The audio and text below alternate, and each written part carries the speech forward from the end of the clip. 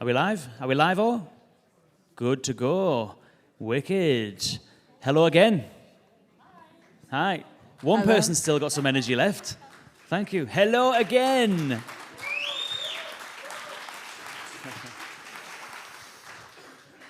Wow, what a day. Wow, what a 2 days. So what did you think? What Very were some nice. of the takeaways for you? I forgot about yesterday. You reminded me about that. It all just seems like it's all just rolled into one kind of crazy blur. But yeah, no, it's been absolutely fantastic. It's been really good. I don't even know if I can. I think what Esha said yesterday is a very apt kind of point, which was that in the closing remarks, like trying to sort of compartmentalize everything in your brain to say that bit was good, and here's the sort of like key takeaways. I think it's very difficult to do when you've just been sort of like bombarded by so much interesting content by so many really interesting people. It's like, where do you even start? You know, it's mad. Yeah, What about I know yourself? what you mean. I feel like my brain's like a swimming pool right now with a bunch of swimmers. Each swimmer has like a big like nugget of idea, and I'm not really sure how the lanes like will fit together and how it'll flow into the work itself. But it's been such a nice time to hear everyone's thoughts and to kind of keep up with the evolution of where we are today and how each conference feels like a build off of the other.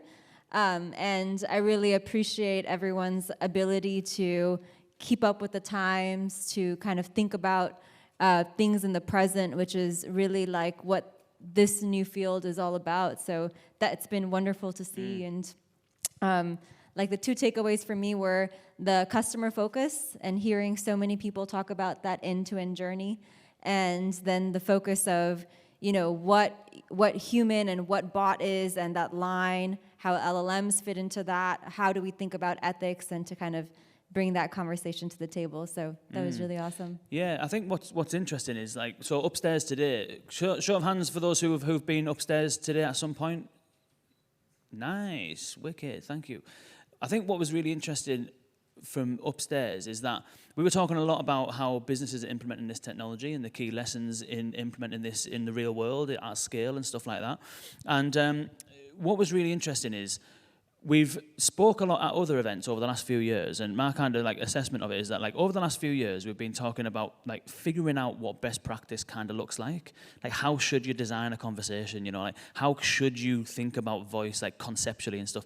Whereas upstairs what we saw was that lots of businesses implementing this at really high volumes, doing pretty decent stuff, and not only is it kind of proving itself in practice at scale and adding like measurable value to businesses and consumers, but also I think that we've built some sophistication in terms of what we're considering now. So before it was like, let's just build a chatbot and let's put it live, or let's build a voice bot and let's put it live, and let's like think about everything else later.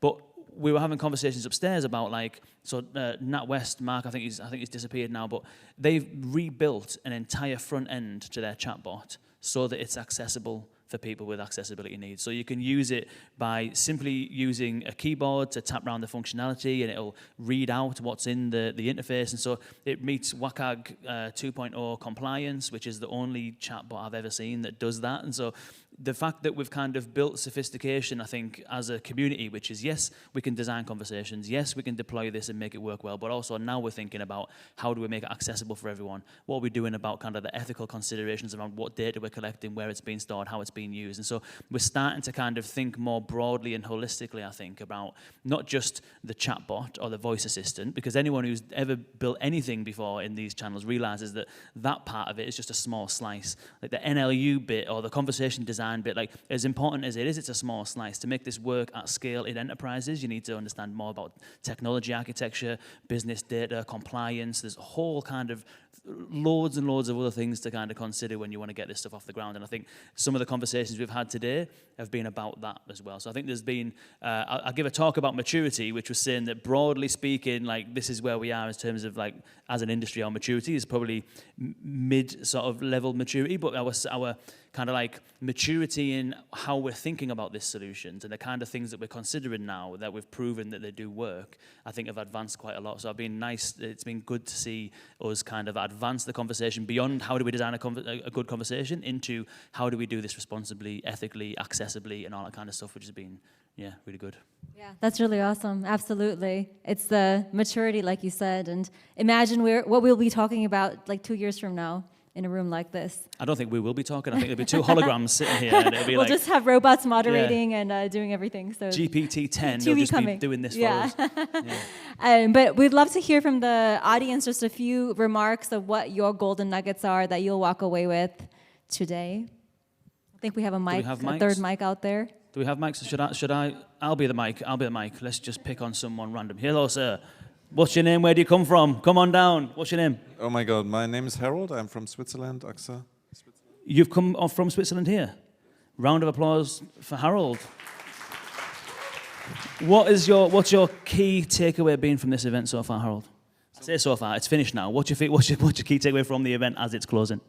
So my key takeaway is that, as Christoph mentioned in the panel discussion down here an hour ago, and it was my discussion with him during lunch, and I told him, for us it's difficult because it's another channel, another channel, another channel, and I think we have to come back during the next years to make it into one multimodal channel that is only one investment point, only one channel again, so one digital or between analog and digital channels. So that's my key takeaway, to bring it back to one channel, so that is not multiplying each and every year. Good. That's a good sign of where we need to mature as well, which is fantastic. Thank you so much, Harold. Let's go over this way. Hello. What's your name? Where'd you come from? Hey, I'm Nina. I'm from the Netherlands. Netherlands. All the way from the Netherlands again. Round of applause for those traveling abroad. Has anyone actually just kind of like popped down the road like I have? Has everyone just took a massive flight? Oh, one person over here. We're just meeting you, mate. Yeah. Okay. So what's your key takeaway then, Nina? Oh God, this is such a hard question. But I had some ideas popping up while listening. One of those was, hey, it would be very cool to have a choice of multiple personas, and then you can pick one that fits your character or your mood the best. So that was a really cool one. Good. Definitely. Well, GPT-4, I was experimenting with GPT-4 at 12:30 on Tuesday night, as all of us geeks do, and I had it rewrite a bunch of prompts based on Myers-Briggs personality types. It actually wasn't that good. There was no real difference in any of it, to be quite honest with you. Hello, sir. What is your name and where do you come from? JD. I'm from Barcelona, but from the States originally. And you've travelled from Barcelona? Yep. Wow. Round of applause for Jamie, did you say? JD, wicked. What is your key takeaway from this week so far, JD? So we do professional services, and the key takeaway for me was start small and be very iterative. That was really reinforced. Our strategy and how we've been going to market is really start with something that you can go through and prove out, get working, and get through all the hard parts of just getting it off the ground, and then go from there. Perfect. Echoing a lot of the sentiment of the day so far. Hello, Lisa. I know you. Hello there. Tell everybody what you've travelled as well. Where have you travelled from? I travelled from Germany. From Germany. Round of applause for Lisa for travelling from Germany. What's your key takeaways from the last couple of days, Lisa? I found it really interesting to learn that many colleagues are struggling with validating, testing their chatbots. So I will definitely go back, prepare some content around that, having usability, user experience testing background. So this was really interesting. This seems to be a recurring theme, this, is that like the whole kind of quality assurance and testing side of things is absent from all of these kind of discussions. Like we're all really keen to build stuff and put stuff out there, but like how are we actually measuring how effective it is? How are we kind of guaranteeing that it's going to do the job it's going to do before we go live? It's, very, very interesting. Cool. Well, I think that'll do. Round of applause, please, for the impromptu people who have just been put on the spot just there. Thank you so much.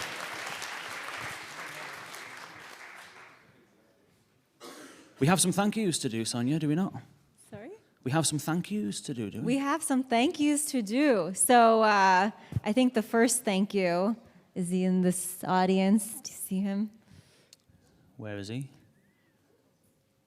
So Sydney, are you hiding? He's hiding. He knew that we're gonna do He's told this. us that he doesn't want to come up on stage. Is he back there? Is he actually back there, or is he purposefully not here because he wants to avoid coming up here and having...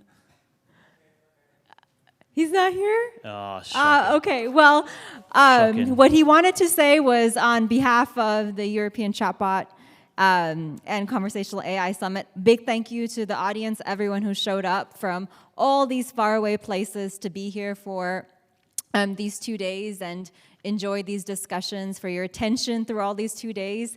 It was cool to see that people didn't really fade away by the end of it, and I was like, okay, that's a good sign.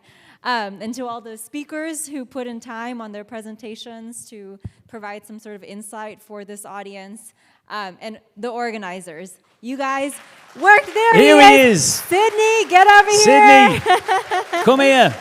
Come here. Come here, man. Right on cue. While Sydney makes his way up here, can we get a round of applause for all of these AV boys and girls who've been handling the sound and the video and the live streams. It's been absolutely fantastic. And if that was all right, it was not a bad round of applause, it was decent enough, but it is a very, very laborious and arduous job to organize a bunch of people to come to a location like this. We've heard there from a kind of quick spot check, people have flown from all over the world. Sonia's came from the West Coast. We've got people from Spain, Germany, all over the world, which is really, it's not even just the European Chatbot Summit, it is a global event. And so to bring people into a place like this and to organize this level of programming, to make all of this happen is absolutely immense. And from someone who has been spending the last 5 years trying to galvanize and cultivate this community, it is absolutely fantastic to see everyone here. And so, boys and girls, please give it a massive round of applause for Sydney and his team.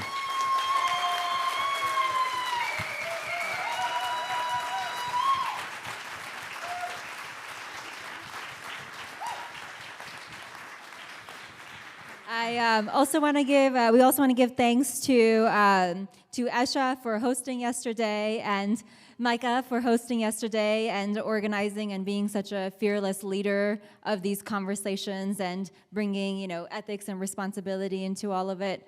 It's been such a wonderful feeling to have a space like this that feels like community, where we can kind of fail and fall and share our ideas and bring them to the table so that we can openly discuss anything that's on our mind and then kind of flesh them out and take them back with us all over the world. These are ideas that will go to all different parts of the world, the things that we talk about here. So just a big thank you for having a safe space like that for us to be able to have these conversations and support one another. So with that, there is an exciting announcement that about next year. So last year, this event was about 60 in size. This year, we had 270 live audience members and 500 online. Huge growth. Next year is going to be even bigger, and there is going to be an event next year, March, in Berlin, Germany. So please mark your calendars. It will be bigger, better, and a special surprise. So the man of the hour, Sydney, will be sending details by the end of this weekend on what that will look like. But I look forward to seeing everyone and more. Tell your colleagues, friends, family, whatever, to come and join this conversation, and look forward to continuing that. Anything else you want to add? Yeah. Where sells whiskey around here? I hear it's Scotland. There's got to be some I place think it's with about something. time for some whiskey. I think it's about time for some whiskey. And one more round of applause for everyone here who's came and made the effort to attend. I think you all deserve a massive round of applause for yourself. Thank you very much. The online and the online folks, people, good yes. shout. All those that have been attending online. All of the folks who have made sure the technology has worked smoothly through all of this. It has been such a smooth ride. So thank you, everybody. Enjoy that whiskey. Indeed.